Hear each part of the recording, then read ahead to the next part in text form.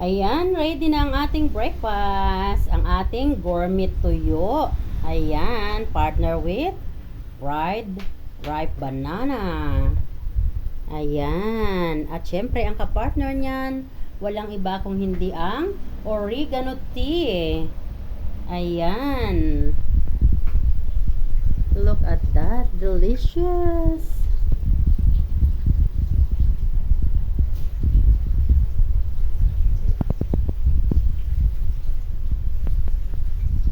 At sa aking growing boy nga ay sesame fried rice. At syempre meron siyang chicken wings fried at konting fried potato. Iba kasi ang appetite ng mga growing boy ngayon, mga teenager, no? At syempre sunny side up egg. At tinuturuan ko nga rin siyang uminom ng herbal. Ayan. So kaya parehas kami ng drinks. Ayan ang kanyang breakfast.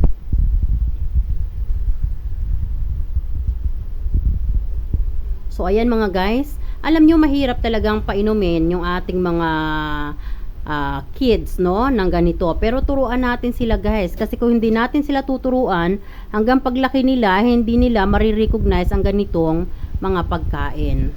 So, ayan. So, ayan na nga at gising na siya. At dahil nga bumabagyo, ayan ang hitsura. Say good morning! Morning. Ayan. Stay safe. Tell them. Stay safe everyone. At bumabagyo. Dahil bumabagyo. Yes, okay. Ang gwapo niya, 'di ba? Oh, laki ang haba ng pilik mata niyan. Oh, ayan. Okay na. Go ahead. Put some sugar if you want some taste of sweetness.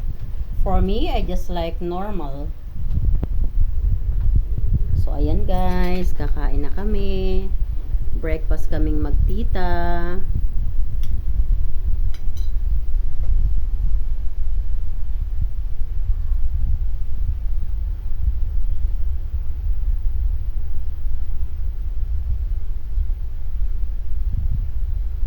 Thanks everyone for watching.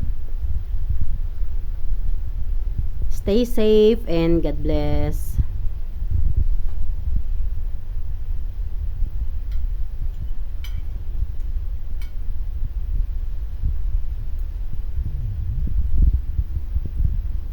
Bumabagyong breakfast. Sunny side up egg, chicken wings, and fried potato for my growing boy at fried ripe banana. So ito naman ang sa akin gourmet. Ang partner niyan ay fried banana. Ayan, halika at balik pa rin natin. Ayan, sarap. Alam nyo guys, pag bumabagyo, no, napaka intense ng gutom natin.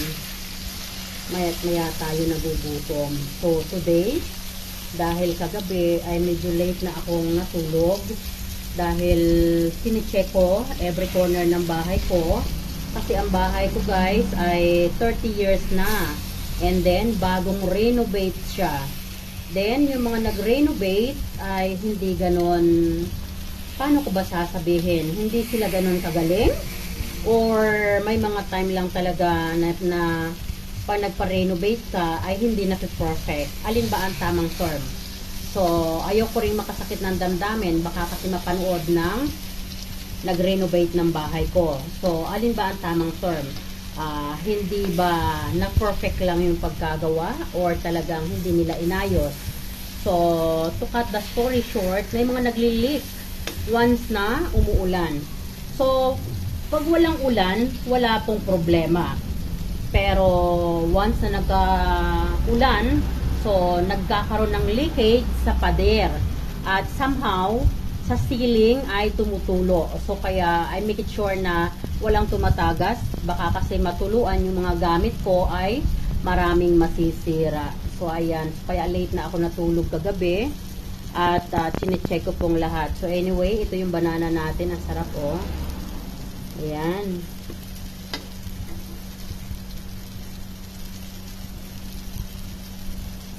So ayan guys.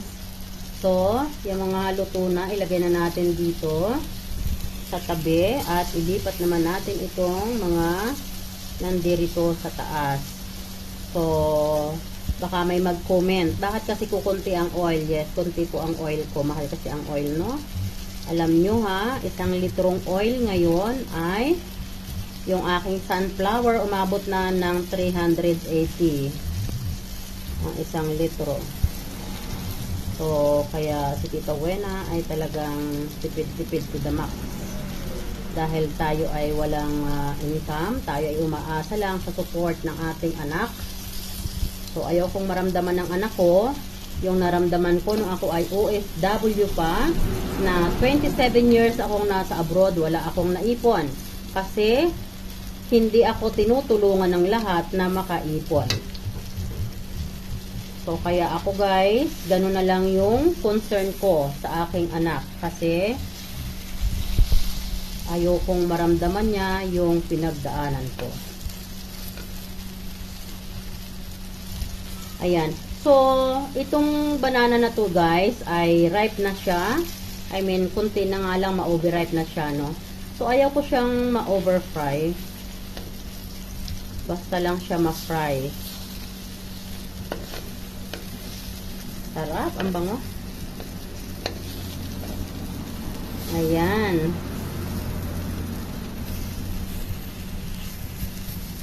So, ganyan lang kasimple yung buhay ko, guys. Wala akong kaarte-arte sa buhay, no? So, yung aking growing boy, ang kanyang breakfast ay fried rice, fried chicken wings, sunny side up egg, kunting fried potato, at fried banana din. So, sa akin, ito ay enough na. Ayan.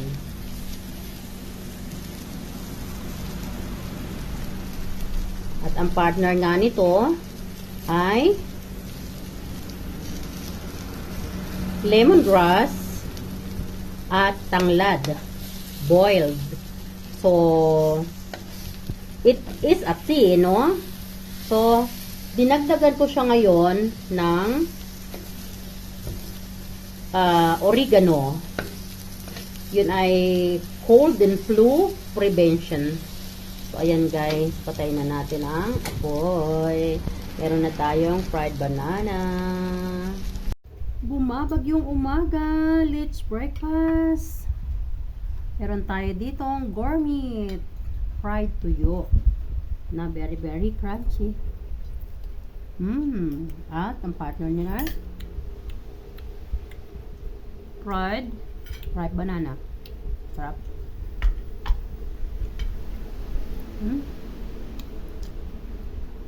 At syempre, oregano drink.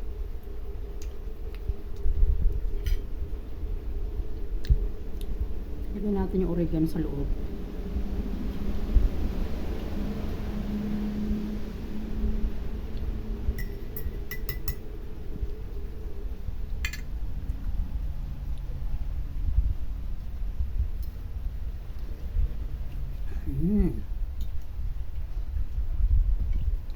Guys, try nyo yung lemongrass, yellow ginger, and oregano.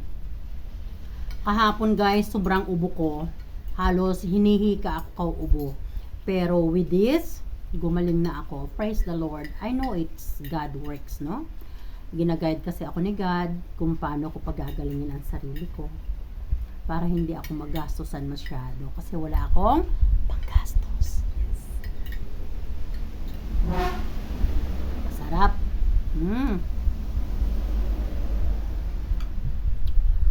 Ang aking growing boy. Say hi. Good morning. Let's eat. Let's eat. Ayan. At syempre, tinuturoan ko rin siyang uminom na katulad ng aking drinks. Ayan. Lemongrass, turmeric, and oregano. So, ayan.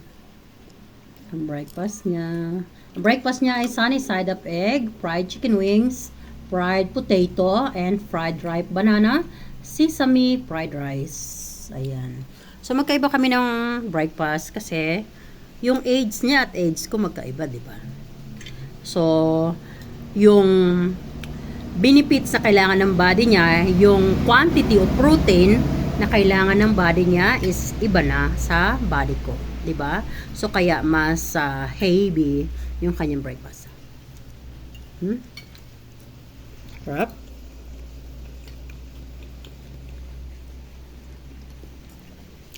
Guys, ang sarap yung gourmet ko.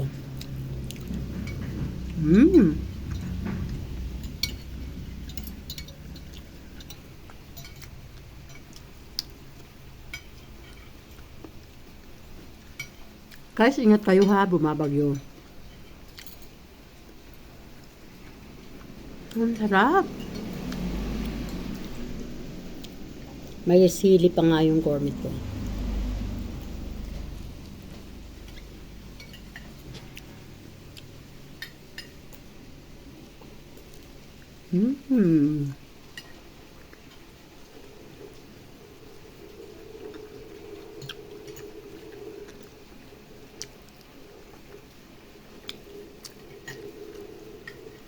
Ang sarap ng pagkaluto ko ng gourmet, guys. Promise.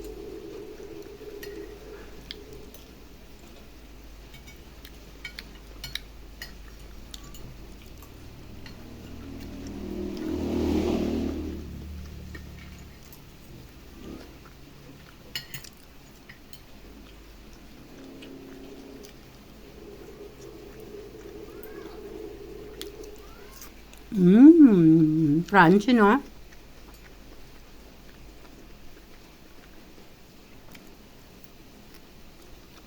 Hindi masyado maalat yung gourmet ko, eh. Hinugasan ko to, guys. Tapos, near dry ko bago ko kinat na maliliit. Kasi malaki itong dried fish.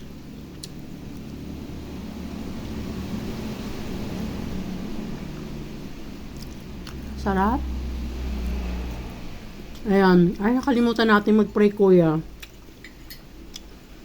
We pray, O Lord Jesus Christ, that those of benefits of this blessing this morning will share to those people who doesn't have enough food in their table all over the world. Hallelujah, Lord Jesus. With your mysterious ways, all these things will happen in Jesus' mighty name. Hallelujah, Lord. Amen.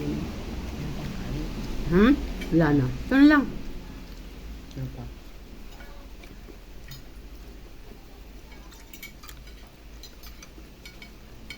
Yun lang yung leftover kagabi.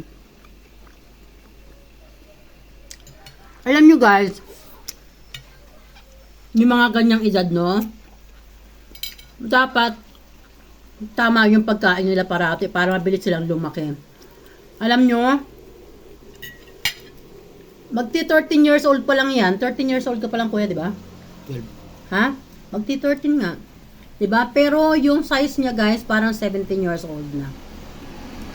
So, yung mga anak ko guys, malalaki na. Yung mga anak ko din, nung nasa age na ganyan, akala ng lahat, mataas na yung edad nila, pero bata pa sila. Malalaki yung build nila. Pag ang bata talaga ay alaga, so mabilis silang lumaki, no? Alaga mo sa pagkain, alaga mo sa paglilinis, alaga sa vitamins and lahat sa pag-aalaga. Parang katulad yan ng mga pet natin. Pag inaalagaan natin ng mabuti, lumalaki, gumaganda, kumukute ang ating mga pet. Ganon din yung mga anak natin, guys. Kaya alam nyo ako, hindi ako nanganak ng marami. Kasi gusto kong maalagaan ko ng mabuti ang mga anak ko. And then, nung siya ay dumating sa buhay namin, so we don't hesitate na kunin siya. Kasi wala naman na kaming baby. Yes.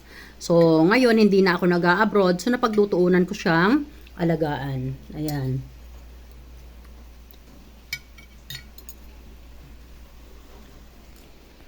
So, alam nyo guys, ang buhay, hindi naman natin kailangan maging mayaman. Yung iba sabi nila, mayaman ka kasi kaya napapakain mo siya ng ganyan. No! Hindi kami mayaman guys. Organize lang ako. Yun yung tamang words, no? Organize lang po ako sa mga bagay-bagay, kaya na-prepare ko yung mga tamang pangangailangan ng bagets na ito. Yan. Tingnan nyo. Alam nyo guys, kung tutuusin, kung ako ay medyo mahadera na antiwena, Ang bahay ko actually unfinished pa, no? So pagtutuunan ko ng pansin, pero hindi. As much as komportable na kami dito sa bahay na ito, bahala na ma-finish o hindi. As much as komportable, this is the gift of the Lord for us. So mas nakafocus ako ngayon sa aming health, no? Dapat good health kami and always be happy. Kasi when we are happy, we can always have a good health. And when we are happy, we can always have a good mentality. Yes, that is very important. At yun lang guys, at umahaba ng ating video. Salamat na muli sa inyong panonood and ingat po kayo parati at bumabagyo nga. Ayan. So, syempre dahil si Tita Wena ay content creator, take a photo lang muna.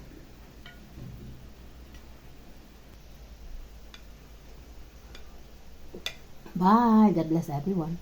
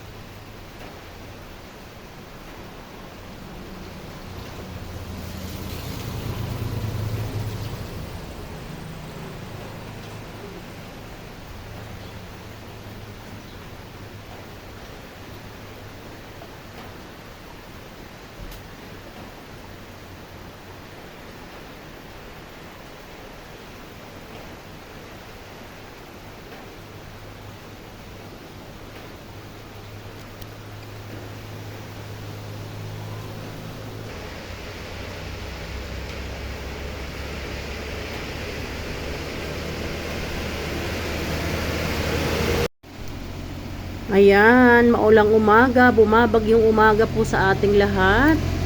So, ayan, mag-update lang po ako ng sitwasyon ng bagyo dito sa amin. So, ito po ang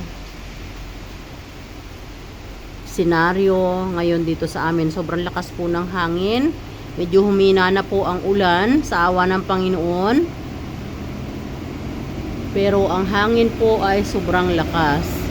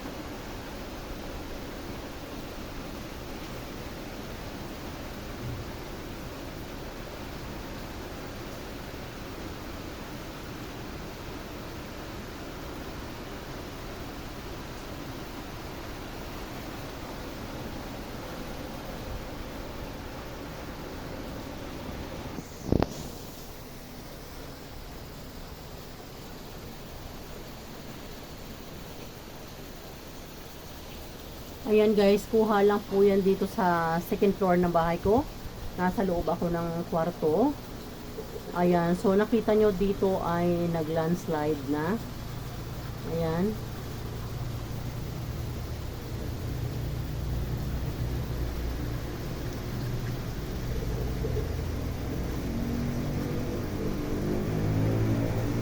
Sa sobrang lakas po ng hangin at ulan kagabi. So, ayan po.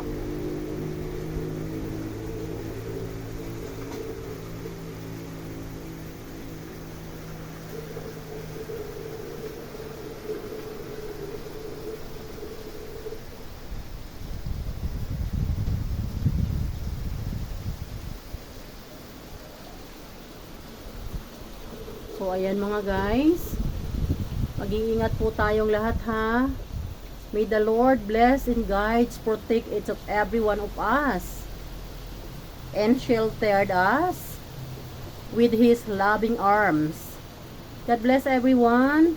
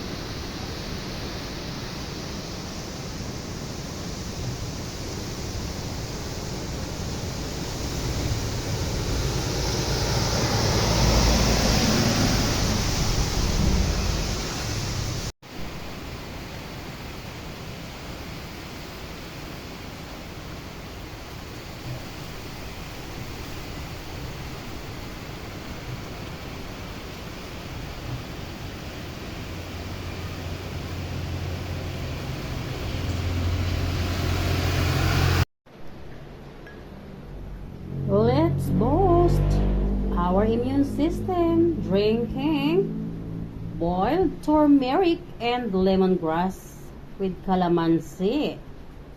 At kasama nga ang calamansi peel. Yes, dahil ang calamansi peel ay mayroong capacity para i-destroy ang lahat ng mga bakterya na naglalodge sa ating body. Yes. Kaya panghinayangan natin ang kalamansi. Once na na-squeeze na natin ito, kung meron tayong tanglad or turmeric, ilagay natin yan. At kung wala naman, isok lang natin sa hot water.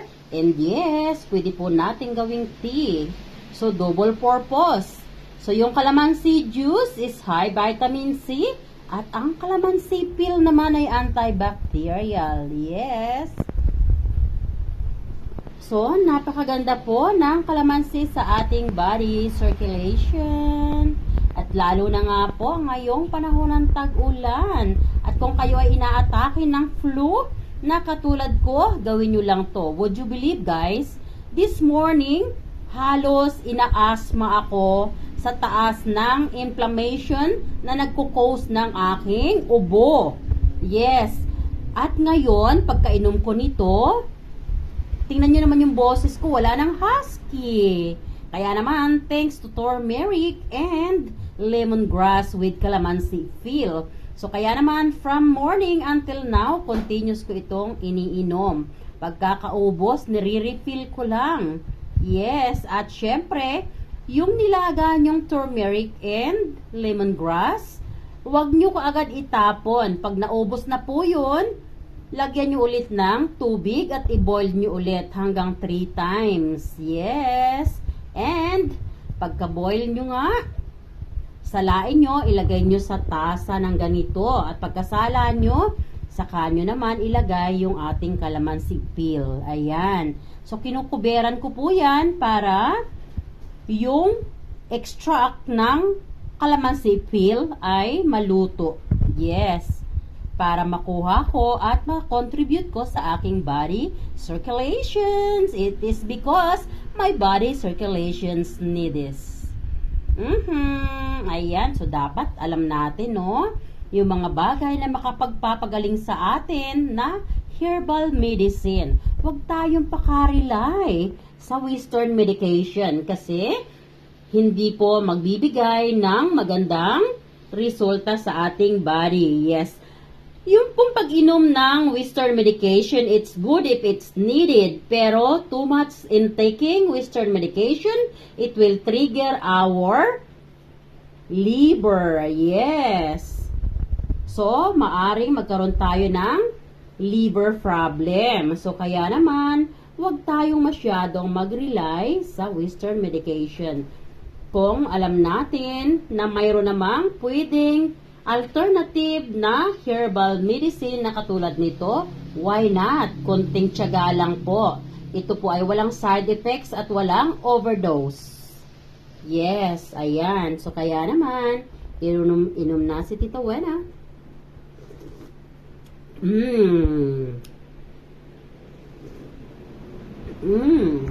Love it.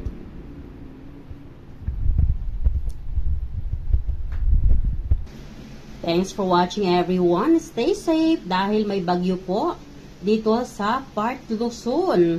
Ang lakas po ng bagyo. I think signal number 3 na kami. So from yesterday, hindi tumitila ang ulan at hindi rin tumitigil. Medyo malakas ang hangin.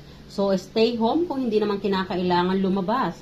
Kung kayo ay may mga dilata sa loob ng bahay na katulad ko, may mga stock na dried fish or tuyo, yun na lang po muna, wag na lang munang lumabas para maiwasan ng any accident na possibly mangyari, like yung mga lumilipad na yero na pwedeng mag-cause ng aksidente. At wag pong kalimutang maglaga ng tanglad at dilaw na luya, lagyan ng kalamansi na katulad nito. Salamat sa panonood and I love you all guys. Tita Wena always saying, don't forget to keep loving one another. I love you all. Naririnig niyo ba yung patak ng ulan? Ang lakas, di ba? Yes, sobrang lakas ng ulan, guys. That is from yesterday. Never stop. Thanks for watching, guys. Bye. God bless.